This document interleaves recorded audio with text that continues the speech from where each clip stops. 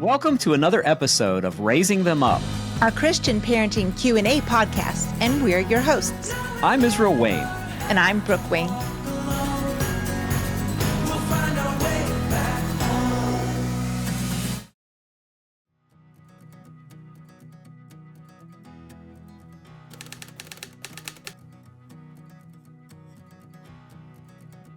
Hello, welcome to another episode of the Raising Them Up Parenting Q&A podcast.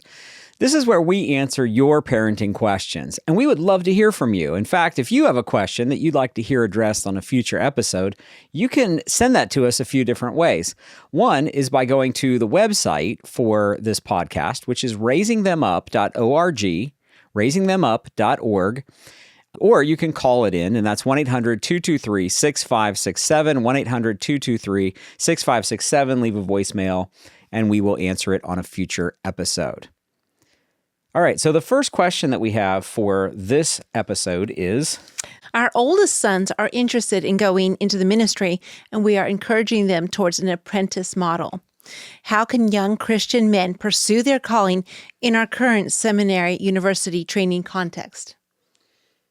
Yeah, that's a tough question. The traditional way that people have been trained for church ministry has been through academic institutions. Right. So there's Bible college and there's seminary. And while I'm not ideologically opposed to Bible colleges and seminaries, I do think it's important for us to remember that neither Bible colleges nor seminaries are mentioned in the Scripture as a qualification for leadership. Mm-hmm. And it's interesting that for most churches, that is a litmus test. That's a criteria that you have to have a degree from some accredited institution that rubber stamps and says, hey, you've learned the right academic ideas. Right. And so, again, I don't want to give the impression that I'm against that per se, but the Scripture gives a set of criteria that I find are often overlooked and that churches don't seem to consider at all. And that seems problematic to me, that we have some man-made rules like Bible college, seminary degrees, which are not in the Bible, but then we completely ignore the criteria that's in the Bible, and we don't consider that at all. But let me just read to you from 1 Timothy chapter 3. It says, "The saying is trustworthy. If anyone aspires to the office of overseer, he desires a noble task." Now, your translation may say bishop or elder, same idea, same office, if you will. This is from the ESV. "Therefore, an overseer must be above reproach, the husband of one wife, sober-minded, self-controlled, respectable, hospitable, able to teach, not a drunkard, not violent, but gentle, not quarrelsome, not a lover of money. He must manage his own household well, with all dignity, keeping his children submissive. For if someone does not know how to manage his own household, how will he care for God's church?" That has a few other things. "He must not be a recent convert, or he may become puffed up with conceit, fall under the condemnation of the devil. Moreover, he must be thought well of by outsiders, so that he may not fall into disgrace, into a snare of the devil." So this is my particular take. So you can send me all the hate mail if you get upset about what I'm about to say. But this is something that I see in this text that I think just gets completely overlooked, and that is that he's supposed to have a wife. And for many churches and many denominations, this is not a criteria. It's not something that they require. And so unmarried men are able to be leaders, serving in this office of elder, bishop, overseer. I think the fact that the Scripture says he's supposed to have a wife is significant. And I'm going to go even farther than that. I'm going to get out on a real radical limb here. It also says he's supposed to have children. Not just he's supposed to have children, but he's supposed to manage his own household well. And his children are supposed to be kept, it says, with all dignity, keeping his children submissive. So how can he keep his children submissive if he doesn't have children? And how is he able to manage a household if he doesn't have a household? Right. And then it gives an argument for why. And it says, "For if someone does not know how to manage his own household, In other words, if he hasn't learned how to do that, how can he care for God's church? So the argument that I see Paul making here in 1 Timothy chapter 3 is that the way that you learn how to be a church leader is by leading a family. That's actually the training ground that gives you the tools that helps you to be an effective church leader. And I would say that almost everything that you learn that you need to know to lead a church effectively, you learn in microcosm in guiding the little flock of your family. And so the things like how to manage your finances and how to be gentle and not quarrelsome and how to teach and all of those things and how to be self-controlled, all those things you learn as a father and as a husband. And so they're relational things, right? There's a whole bunch of relational issues here. And you learn these things in microcosm in your home as you shepherd your little flock. And so my view is that the way that you know whether someone is qualified to be able to be a leader in the church is that they've done it in their home, and you see that and you've observed that. And so because they have effectively done this in their own home, they have the credibility to be able to say, all right, now I want you to follow me as I follow Christ. And so in these relational issues that come up within the church, this person has some authority to be able to speak with by the way that he lives, by the way that he set an example in his home. And so when someone comes to him with parenting questions, with marriage issues, he can speak to that not just from the authority of Scripture in some sort of an academic, intellectual way, but he's actually lived it out. He's actually walked it out in the context of his family. And so while I'm all for academic training, I think there's value in that. I think we've really impoverished ourselves within the church by ignoring this family criteria that your family has to be established. It has to be in order. You have to have proven yourself in the context of family before we consider you. So yes, in terms of academic training, there's all sorts of things that you can do to teach yourself the Bible. Right. You can certainly go to an institution, and I'm not opposed to that. I think you have to be careful which institutions you go to because some do more harm than good, right? Some don't hold to the authority of Scripture. And so, definitely pick a better school if you're going to go do that. You can also study a lot of things that aren't accredited. You can do apprenticeships. You can serve within a local church. You can take online courses maybe that are or are not accredited. There's lots of ways to learn the Bible, put it that way. Well, in an apprenticeship model, it's like if a young man, say, who had a small family, is starting to grow in towards that, and it becomes clear this is a direction he should be taking, it would be wonderful if the church would allow him to come in and work alongside the men who are already established leaders. So there could be a whole, message on how do we disciple young men in the church to learn how to become shepherds in the church. Yeah. That's something that's probably not going to happen here in the last 60 seconds that we have designated to this topic. But I guess what I would say is I think rather than thinking institutionally of, going to school, graduating, and then at 26 years old being a hired paid professional on staff with a church, I don't see that as being the biblical model. And so what I would encourage your sons to think about is to prepare for family, prepare for marriage, prepare for family, have a business, and run a business and learn how to, or work for an employer, and learn how to provide for a family. And I think that there's value in that too, that reputation that you have with outsiders. You can develop that in working out in the marketplace. And again, that's kind of a criteria here. So I think you're able to identify so much better with people in your congregation when you actually have worked in the world in which they work. And so the idea of a single 26-year-old taking leadership of a church without a family, I just don't see that within the Scripture.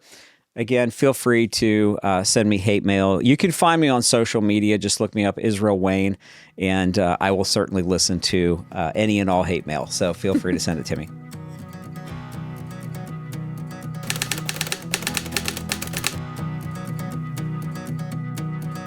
All right, our second question for today's podcast. So it's this one. I homeschool a child who struggles.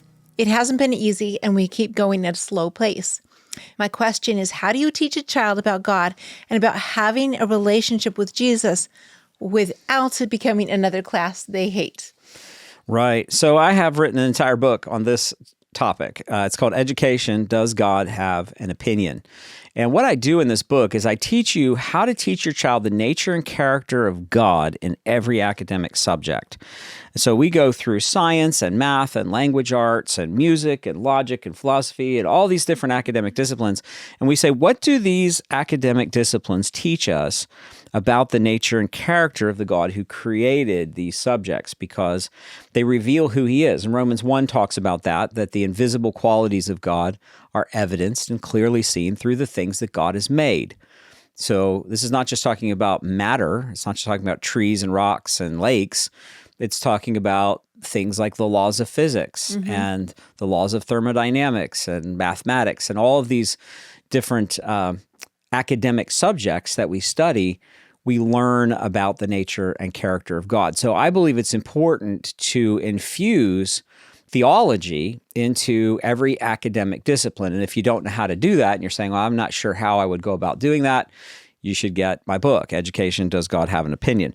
There also are curriculum publishers who put out material where they've kind of done some of the heavy lifting for you.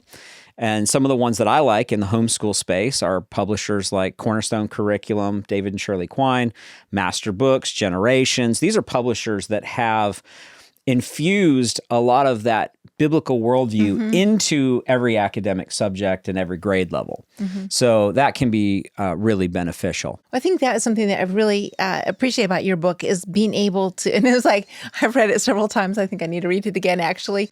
My mom really did a good job with teaching a larger picture of we grow and we study so that we can be fitted out to serve the Lord. And so I had that always as a mindset growing up, which, just I'm so thankful for my homeschool experiences. But reading your book kind of put it, It's more philosophical. it put it into like, this needs to come down to every subject. Right. And, because we often tend to repeat the way that our parents parented us, that's been a bit of a stretch sometimes for me. Even though you're the author of this book, and I totally agree with it, it's been like sometimes, I'm just going about my day. Just here's the next subject, and that's where I go. I love having curriculum that backs up what I'm needing to do. Because honestly, I started out thinking I was going to somehow teach every subject. And that's where the confidence level has really been so high for us, particularly with like Master Books, Generations, and of course we use Cornerstone for a number of things as well, Cornerstone Curriculum. And so we trust them. We know the publishers, we trust that the content that we're going to get from them is going to be reflecting a truly biblical worldview. It's not like a secular humanist textbook with some Bible verses in it, which is what I find a lot of the material is that's pushed out there into the Christian education community. And we don't want that. We want to be able to, but let me say this. It's not enough to just buy a curriculum and give it to your child and assume the child's going to get it. That's where this book is this is like the box top to the puzzle. This book really helps you to understand the philosophy of education that you need to communicate to your children. And you having that worldview, you'll be able to pass that on. And in some ways, you can do that regardless of what curriculum you use. If you know how to teach this subject, you could use most curriculum and adapt it, if that makes sense. But it makes it easier once you have the philosophy if your curriculum is already helping you do that. Especially because it's doing some of the heavy lifting. Because if there's days that I've been up with the baby all night, it's not easy to just be like, Dad, now we're going to talk about this, philosophical reason. I'm dead at that time. What is the nature and character of God in music theory? But if I have, here's the next lesson. I was excited about this one. And we can go with our children. But going back to this question about what to do when the child struggles to learn, I think it's really important that we don't just get into a shove the workbook in front of the child mentality, because a lot of those children do need a lot of, we might call it hand-holding, or, the one-on-one time where you're working with them bit by bit. And yes, it's slow. And yes, it doesn't come easy, but it's a chance to absorb some more ideas yourself and be able to give them in a living, breathing moment to your child. And so for children who struggle with that, oftentimes it requires a lot more reading aloud, where, you just have those conversations on the couch, you go through the workbooks together, and maybe look for more reading books, like real books, kind of books, as people might say, where you can read those together, have the ideas. And then for a child who's struggling for just like sitting down, if that's a real big struggle, doing some of this outside, doing it in unusual moments, doing it while their hands are busy with Play-Doh or building Legos, those are really good ways to do it. And then for the older student too, I think audiobooks are amazing. And, it's not, we have such a structure that's very limited about how we think a child should learn. And a lot of it has to do with reading. And for some children, that does not become their strength. And there's just nothing to do about it besides plug along and keep at it. And yet it shouldn't keep them from absorbing the big ideas that they need to be pondering and thinking about. So I think audiobooks, even if you get your textbooks on audio some way, that's so helpful. Yeah, I was an ADHD dyslexic student, and so audio was really helpful for me because I didn't read well. Right. And I was really good at being able to understand the big picture of an idea, but I got bogged down and bored with tedium. Mm-hmm. And so I just was not a detail person. I'm still not a detail person.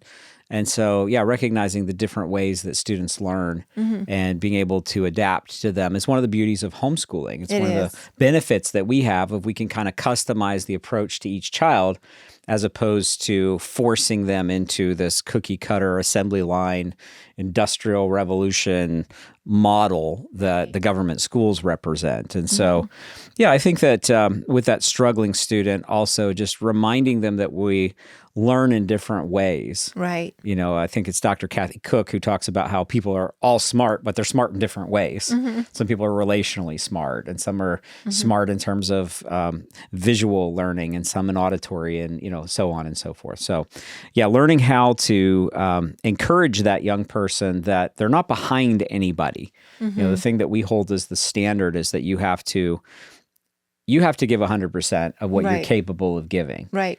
And if they're doing that, that's what we expect. We don't compare them to other students their age. The Apostle Paul says, comparing ourselves among ourselves, we're very unwise. Mm-hmm. And so it doesn't matter if our sixth grader is on grade level with all of the things. And of course, this is not legal advice. Contact Homeschool Legal Defense Association, HSLDA, if you need legal advice. And this is not speaking against the laws in your state. You need to know the laws in your state. I'm just saying from God's viewpoint and from our viewpoint as parents, you may have to meet state requirements. But what I'm saying is it doesn't really matter to me if my child is third grade in one subject and fifth grade in one and seventh in another. Mm-hmm. Are they doing the best that they can? Right. Are you helping them progress to the next step? What's the next step? Yeah, are they continuing to learn and continuing to progress? Because, you've got these 18 years that they're going to be in your home, where you're teaching them. So you have time to be able to do that. Again, if you want to get the book Education, Does God Have an Opinion? You can do that at generations.org. And they are the producers of this podcast. And so if you go to their website and go to their web store, you can type in my name, Israel Wayne, and it'll pull up a list of all the books that I've written. And we would encourage you to grab a copy of Education as well as some of the other books. And you can order those from generations.org.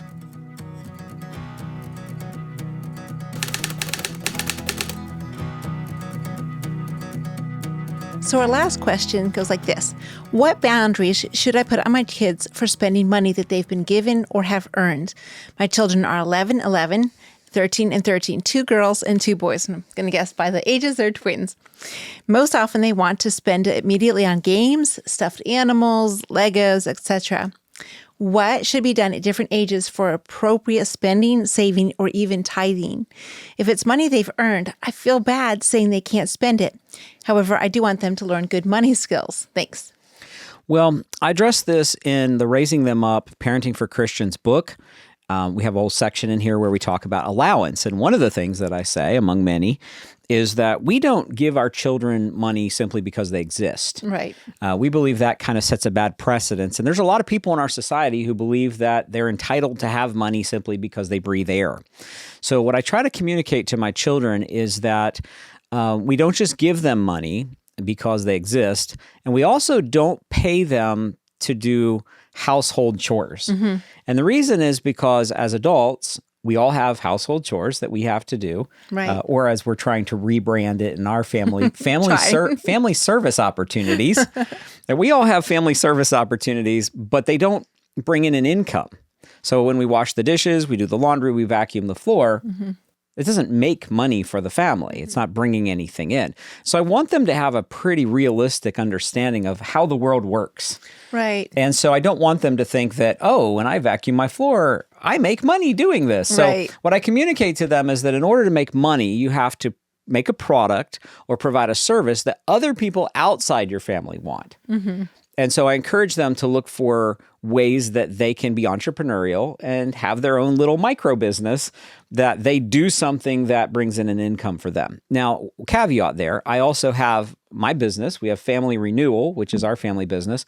And so if they're doing something for me in my business, I pay them for that. Right. So they can earn money by working in my business. You may not have your own business, so that may be challenging. But I do also sometimes pay them to do something that I might pay someone else to do in the real world that I don't want to do. So like if I want my car cleaned out, I might pay them to clean out my car. I wouldn't, but yeah. So that's part of they get to drive the car for the older ones, or if it's be a shuttled teenager to driving the places. car, messing up the car, they need to clean up their own mess, right? I'm not going to pay them to clean up their mess. However, this week, if it gets a little warmer, I'm going to work with our 16-year-old on touching up some paint spots. And so I'm going to pay him for that. And I think it'll be a good learning experience for him. So I agree. Yeah, with this. for the teenager, that if they change the oil, right, then rather than paying the oil change place, I'll pay my teenager to change my car oil. But we're talking about here, 11, 10, 11, 12, something like that. Yes, 11 and 13. So we're talking about some tweeners here. And so I might pay them to clean out my car. It's like, I don't want to go, pay somebody else to do it. And I don't want to do it. So those are things that we can create opportunities for them to do extra work, right, that they can earn some money. And so we don't give them an allowance simply because they exist. And we don't pay them for just doing normal household service opportunities, family service opportunities. Right. But they can earn money. And we try to encourage them that they should earn money so that they have money that they can use. Then it leads us to budgeting. Right. And so what are your thoughts on that? Because I know we've tried to encourage our children to have a budget system with their money. Very early on, I had an allowance growing up, which I think my mom and dad were so smart. It was so small. I think I had $1.10 at 11 years old. So that's how. You were not overpaid. I was not overpaid. I was not paid to exist. But anyhow, and it increased 10 cents a year, and then it stopped at a certain age. But anyhow, very clearly, my parents were like, tithing was 10%. And 10% was the first thing that they helped us set aside our coins, literally. Did you use like an envelope system? Pretty much. I don't remember them being envelopes, but that idea. And so then there was 15% for long-term savings. And, I appreciate that, because by the time I graduated, not just from my allowance, obviously, but by the time I graduated, a business when you were 15. Had a little business and cleaned houses and a little babysitting and, all the odds and ends. I cleaned for my grandparents and stuff like that. I had a little bit tucked away, and it was definitely tucked away where my mom and dad helped us put it into hard to get to savings accounts. And then they said the rest of it was available, I guess to be the 75% was available for spending. And you can see why they allowed such a generous 75%, because we're talking about most of those years, something less than 75 cents. And then we would put it towards Christmas gifts or birthday things, or once in a while save up for something, but it took a long time at that rate for sure. And then anything like that, maybe my grandparents would give us as a gift for money, was typically sent aside for long-term savings. So did you budget even like your birthday gifts? If your grandparents gave you $10, that was the same budget system? Oh, yeah. And my parents were so diligent. And, you know this from when we were first married. Like, I would write down every single expenditure and like how much was left and all that. And we should probably go back to I know. Life's gotten a little hectic. I need to get back into this. But those were super helpful for me, kind of seeing I need to save money and I need to tithe money and put that in. At that age, I was just a direct exacting 10%. Obviously, we want to encourage our children to not just have a set of, I've done my fair share for God and now the rest is mine and I get to spend it my way, but a whole concept of all of this money is God's money. And I will put so much directly towards God's work as maybe a church or a ministry. And then what I spend shouldn't be just spent for my own self and my own desires, but maybe I spend it for things that I need or things that I can serve others with, that kind of thing. So, and one thing you've talked about is having veto power over purchases if it's inordinate. So like, let's say, for example, that the 11-year-old goes out and buys a video game that we don't approve of. Right. Or like you said, buys a cell phone, is like, I have a cell phone now or something like that. Well, no, we're not doing that, right? So the parent can have veto power if it's something that's inordinate. Mm-hmm. But I think you have to give your children some space. It's hard though. At 11, I would be a little bit more hands-on with that. And of course, 11-year-old can't go anywhere by themselves.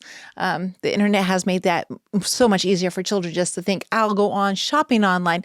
And that's where I feel like as parents, we need to be setting a standard for our children of why, the shopping we do, be explaining why we're doing it, not just be continuously doing surplus shopping. But I think that if they've earned the money, right, that they do need to have the ability to buy that thing that they've had their heart set on.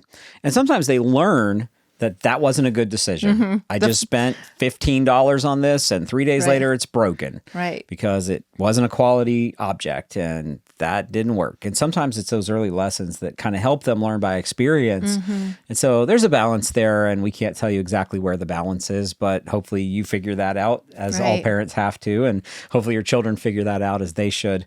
We do have some resources that I think will be helpful for you. If you go to our website, which is familyrenewal.org, we have a web store where we sell a lot of products, and we have a number of books on financial management. And so check that out at familyrenewal.org/store. And there's lots of great resources there for your whole family on learning how to manage finances biblically and responsibly. And then also, Generations has published a book that I think you'll find to be very helpful for your teenager, and it's called How the World Runs and Your Part in It. This is by Kevin Swanson. You can order this on the Generations web store, but it's really kind of macroeconomics, but it brings it really down to microeconomics as well, and how this works out in everyday life. And so this is a great book to give your child a sense of just the big picture of financial stewardship. Right. So we would love for you to connect with us. You can do that through social media by looking up my name, Israel Wayne, or Family Renewal, and connect with us anywhere that you hang out online. We would also love to have you sign up on our email list so that we can let you know when we're speaking in your area. You can do that at familyrenewal.org. There's like a little pop-up that comes up. Sign up there. Make sure that you get our email newsletter. We tend to send like one a month, but then also we want to let you know when we're in your area. And then if you would like us to speak at your church, your local conference, something like that, Brooke speaks to women's groups, and I do a lot of speaking at family camps and apologetics conferences and men's conferences, all sorts of stuff. We do parenting seminars, marriage seminars. IsraelWayne.com, so my name, IsraelWayne.com, is the site that has all of our information. You can contact us through there about booking us for an event. So we appreciate you. Until next time, thank you for listening and subscribing to the Raising Them Up podcast. This has been a production of the Generations Media Network. For more information, go to generations.org/media.